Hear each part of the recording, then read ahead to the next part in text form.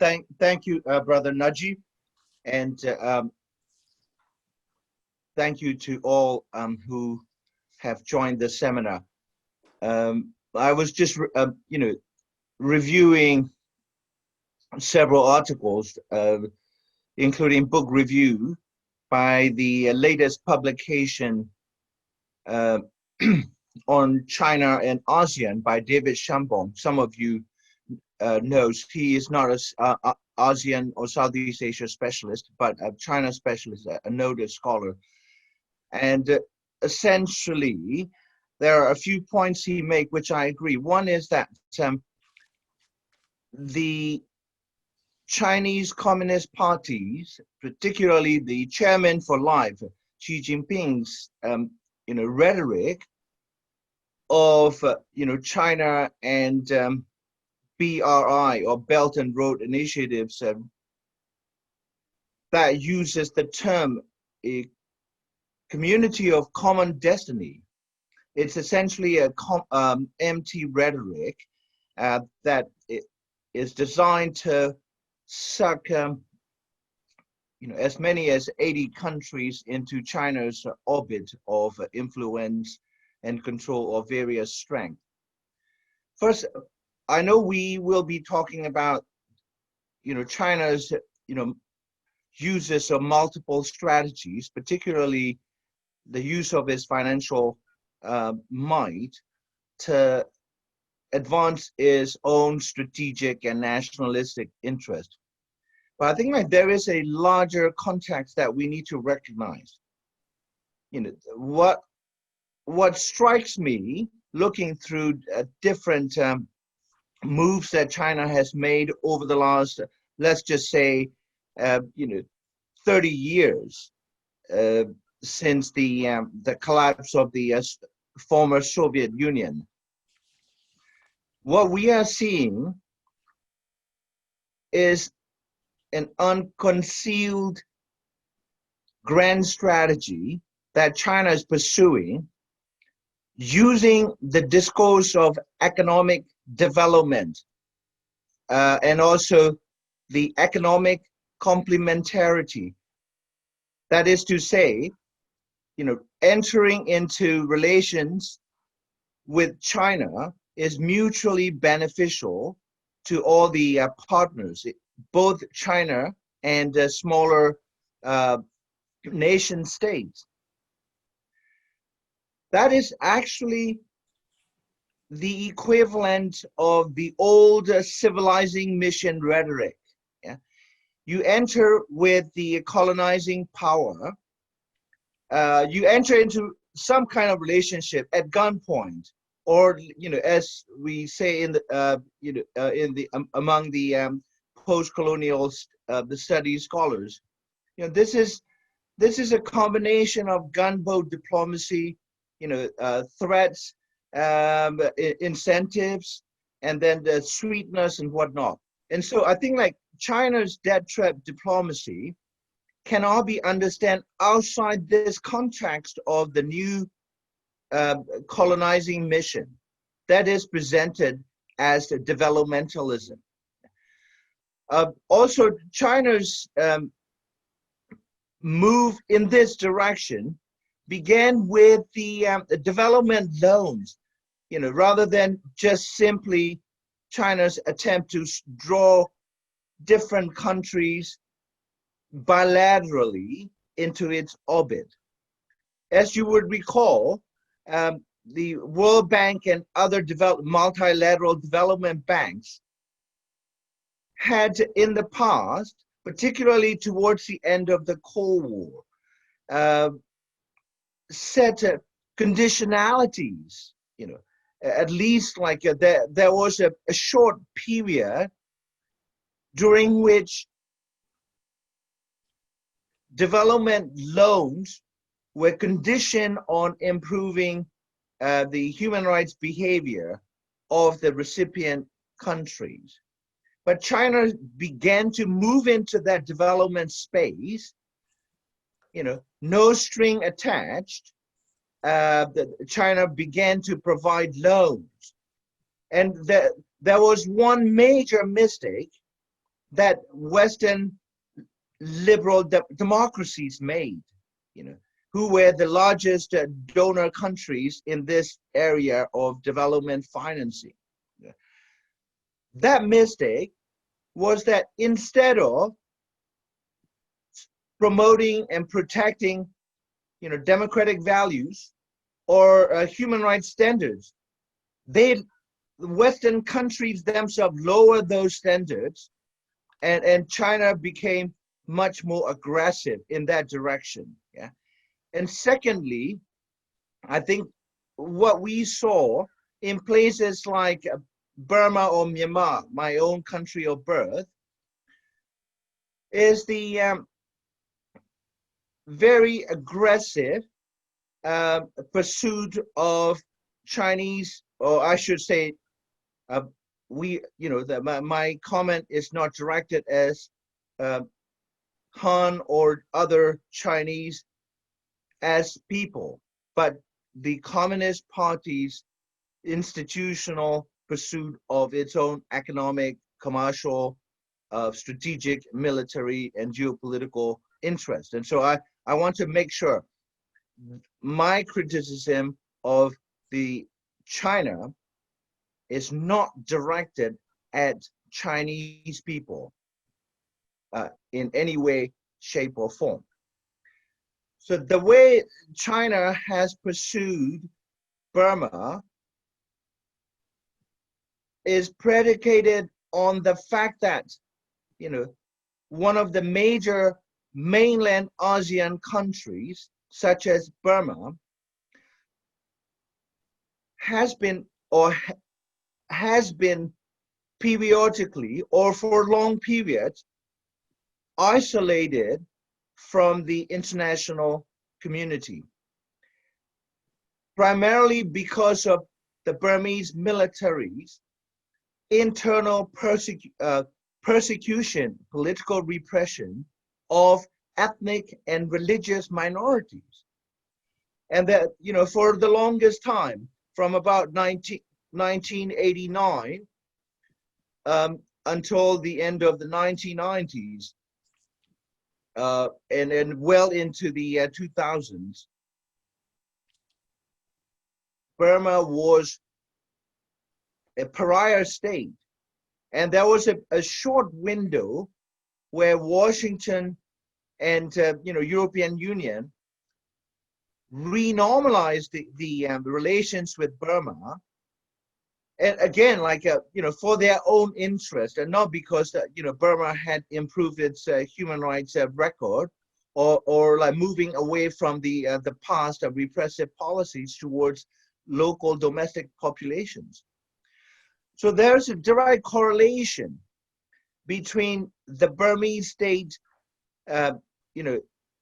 human rights violations, some of which amount to crimes against humanity and genocide, particularly in the case of the Rohingya, as well as the several major national minorities along the Chinese-Burmese borders, such as Kachin, Shan, and others. And so whenever Burma found itself threatened in international fora, such as the Security Council, China stepped up to the plate and provided international protection in exchange for expansion of its mega infrastructure projects. So I would just focus on Burma from this point on in my in the rest of my presentation.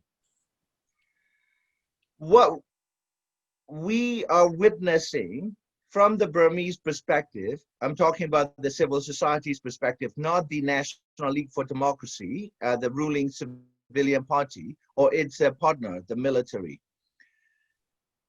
There is a deep-seated fear of China, not simply as a giant neighbor, but a giant neighbor with colonizing ambitions. Moving in, mind you, like among the ASEAN countries, Burma has the longest land border shared with China, over 1,000 miles. Yeah? And currently, there is a major boundary dispute as China began to build, the fence between China and Burma. And there were 8 areas where China has found to be in breach of official boundary post. And so that, that's just one area where the anti-China popular sentiment has been stoked. And so there is a very strong civil society anti-China populism, if you will, but it's not coordinated by the state, not mobilized by any organization, but by the way China has behaved towards Burma. Right? And so in terms of this widespread anti-China sentiment among the Burmese populace and how it impacts China's attempt to incentivize its economic, or I should say geo-economic ties with the Burmese state. Well, the Burmese state, as in the military and the ruling party of NLD, has been on its back foot trying to defend expanding its ties with China. Yeah. Not as simply as a neighbor, but as the power with its, bare and naked imperial ambitions towards Burma. The way China uses history, that's another area. China is spinning or framing its ties with,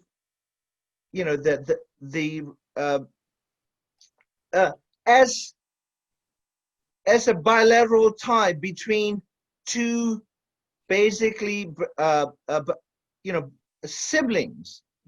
That there is a particular term in Burmese which the Chinese Communist Party officials, including the ambassador in Burma, frequently or typically use, which is birth mates. Yeah? China presents the Burmese as birth mates, and vice versa. Yeah. The other discourse that China uses, in addition to financial incentives, is this Orientalist idea of the Silk Road. In the old day, it's known as a Silk Route. It's romanticized, around the idea of the silk products emanating out of China to the West. But and then in this discourse of the old Silk Road, overland as well as maritime, Burma was reinserted as one of the destinations or one of the countries along this road. But I think what we are seeing is the Chinese Communist Party optimizing this old romanticism, yeah, that was actually created in the West and reinserting itself, reinserting its neighbors and others along Central Asia as well. This is actually empirically unsupported. Burma, as we know it, did not exist in the 9th or 10th century.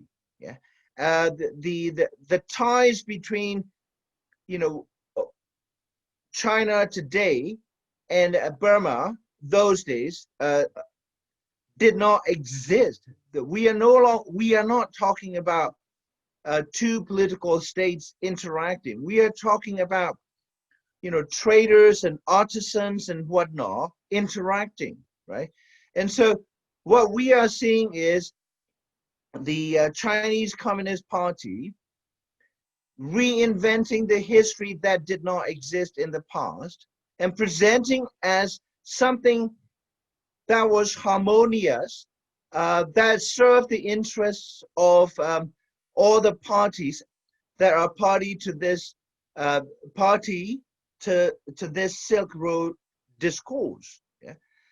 And then finally, on the economic itself, you know, if you look at the volume of foreign direct investment that that Burma currently has, 25% of the foreign direct investment in Burma comes from China. Not just simply the Chinese communist state and its entities, but individual corporations and whatnot that are registered or that are based in Hong Kong and different places. And there were major infrastructure projects that are designed to advance the Chinese geopolitical interest, among which is China's attempt to build two-ocean blue water navy. And there are only two access points for Beijing to project its naval and commercial powers onto the Indian Ocean. One is Pakistan, which is essentially a strategic ally with China vis-a-vis India, because Pakistan has been engaged in existential or almost eternal rivalry with India. The other is the Western Burma. And so China is building, using $1 billion loans to the Burmese state, a deep sea port at a place called Chaopu. This is where the Chinese Navy expect to have direct and free and unfettered access, if not a permanent naval base. And there's also overland high-speed railroad, connecting Kunming, the capital of southern province of Yunnan, and the coastal region of Burma, going through different major provinces or states along the way. And finally, the China presents its growing middle class, estimated to be about 400 million, as the single largest market for agricultural products and other natural resources from Burma. So, countries pursue economic development, particularly authoritarian governments, as a way of, diverting public demand away from human rights democratization. So we call it development legitimacy, because the countries within Southeast Asia prioritize economic development over civil and political rights, as if these two sets of goals are mutually exclusive. That's what we've been seeing within ASEAN. So ASEAN itself is to be blamed for this misguided, juxtaposition of economic well-being versus the political freedom, civil freedoms, and whatnot. So the Burmese state is, however, in this case, not a victim. That's why I like the title with the question mark.